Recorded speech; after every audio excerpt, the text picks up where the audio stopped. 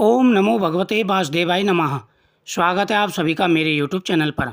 आज मैं आपको देवउठनी एकादशी की पूजा विधि, महत्व तथा कथा के बारे में जानकारी दूंगा। कार्तिक मास के शुक्ल पक्ष में पड़ने वाली एकादशी को देवउठनी एकादशी कहा जाता है। इस बार देवउठनी एकादशी का व्रत 12 नवंबर को रखा जाएगा। यह एकादशी बेहद ही महत्वपूर्ण मानी जाती है। मान्यता है कि इस दिन भगवान विष्णु 4 माह तक सोने के बाद जागते हैं। इन 4 महीनों में भगवान विष्णु के सोने से लेकर के उठने तक सभी शुभ कार्य बंद रहते हैं। भगवान विष्णु के पुनः जागने के बाद ही सभी मंगलिक कार्य संपन्न हो जाते हैं। देव जागरण या देवउत्थान होने के कारण इसको देवउत्थान एकादशी भी कहते हैं। इस दिन उपवास रखना और कथा सुनना बेहद ही महत्वपूर्ण है और शुभ माना जाता है। इस बार कार्तिक माह की एकादशी 11 नवंबर को शाम के 6:40 से शुरू हो जाएगी और 12 नवंबर को शाम को 4:04 तक रहेगी।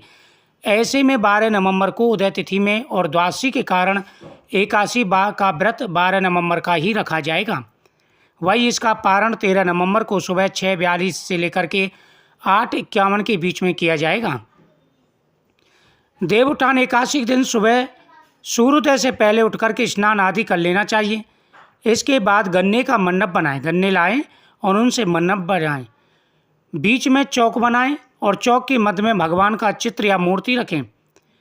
इसके साथ ही चौक से भगवान के चरण चिन्ह बनाते जाते हैं जो ढककर रखने चाहिए। भगवान को गन्ना, सिंघाड़ा और पीले फल मिठाई अर्पित किए जाते हैं।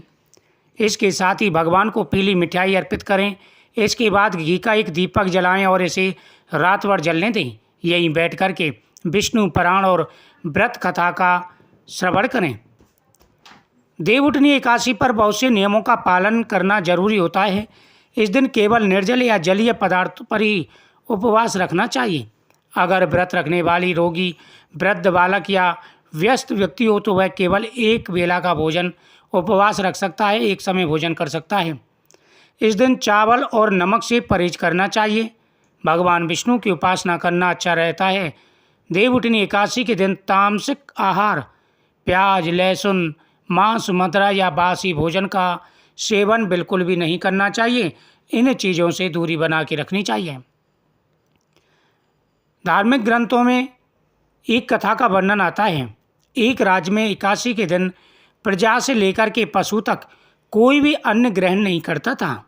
एक दिन भगवान विष्णु ने राजा की परीक्षा लेने की सोची और सुंदरी वेश बनाकर के सड़क किनारे बैठ गए। राजा की भेंट जब सुंदरी से हुई तो उन्होंने उसके यहाँ बैठने का कारण पूछा। स्त्री ने बताया कि वह बेसहारा है। राजा उसके रूप पर मोहित हो गए और बोले कि तुम रानी बनकर मेरे साथ चलो। सुंदरी स्त्री के राजा के सामने शर्त रखी कि ये प्रस्ताव तभी स्वीकार करेगी जब उसे पूरे राज्य का अधिकार दिया जाएगा और वह जो बनाए राजा को खाना होगा।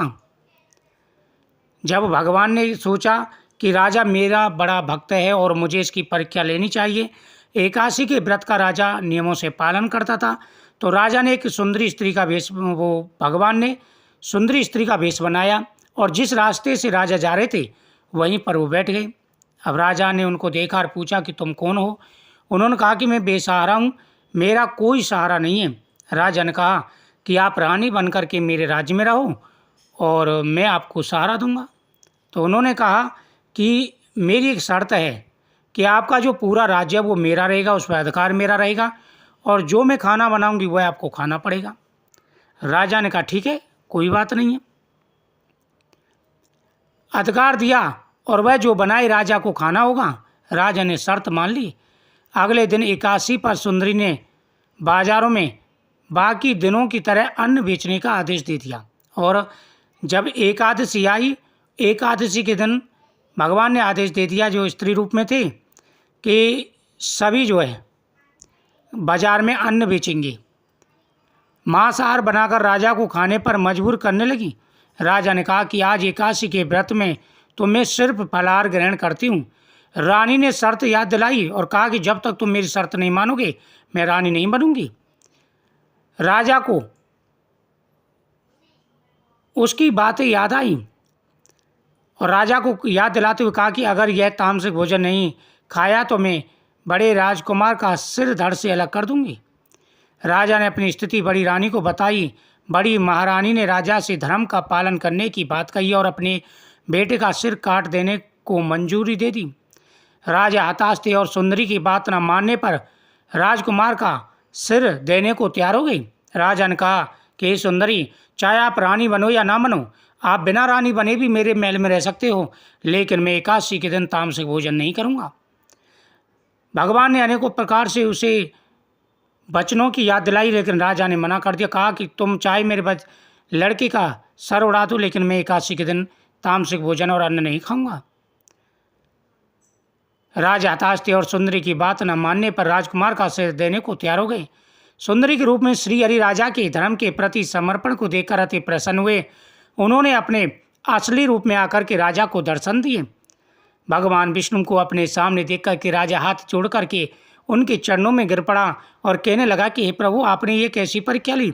आप मुझे आदेश देते, जो मुझे आदेश देते मुझे शिरोधार्य था।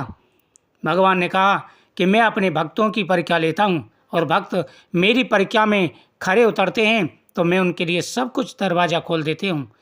जो उनको चाहिए वो देता हूँ और सदा अपनी भक्ति का आशीर्वाद देता हूँ। मेरी भक्ति सदा ही उनके दिल में वास करती है। राजा हाथ जोड़ के कहने लगा कि प्रभु, मुझसे क्या भूल हुई है? अगर कोई भूल हुई हो तो प्रायश्चित के तौर पर मुझे बताइए। भगवान विष्णु ने राजा को बताया कि तुम मेरी परीक्षा में सफल हुए, कहो क्या वरदान चाहिए। राजा ने इस जीवन के लिए प्रभु का धन्यवाद किया और कहा कि अब मेरा उद्धार कर दीजिए। राजा की प्रार्थना पर श्री हरि ने स्वीकार किया और वह मृत्यु के बाद बैकुंठ लोक को चला गया। जो भी नियम के साथ में एकादशी का व्रत करते हैं, भगवान उनकी हर मनोकामना पूरी कर देते हैं। एकादशी के दिन स्नान करते समय जल में गंगा जल डाल करके स्नान करना चाहिए। भगवान को तुलसी पत्र समर्पित करें। भगवान के सामने दीपक जलाएं।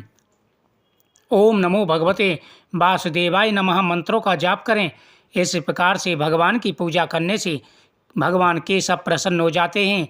मधुसूदन भगवान प्रसन्न होकर के सभी की मनोकामनाएं पूरी करते हैं। धन बढ़ता है, सुख समृद्धि बढ़ती है, जीवन में आ रहे सारे कष्ट दूर हो जाते हैं।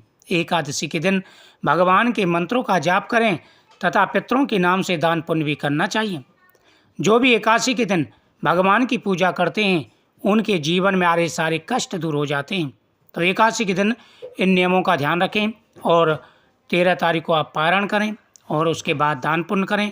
भगवान केशव आपकी हर मनोकामना पूरी करेंगे और कथाओं का श्रवण करना चाहिए। ओम नमो भगवते वासुदेवाय नमः।